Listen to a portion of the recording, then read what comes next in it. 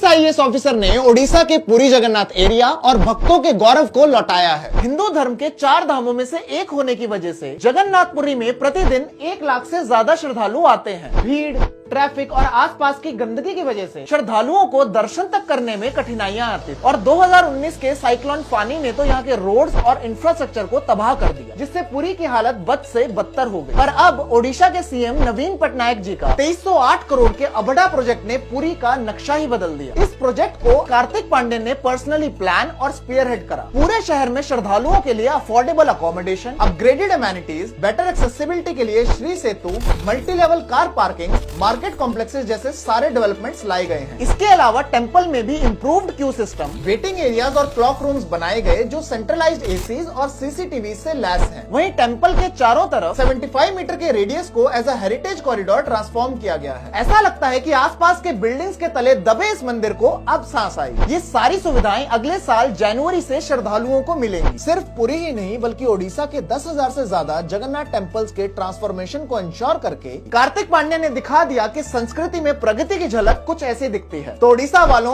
गर्व से शेयर करो ये इन्फॉर्मेशन हर भारतीय के साथ और ऐसे इन्फॉर्मेटिव वीडियोस के लिए फॉलो करें विशाल रतेवा।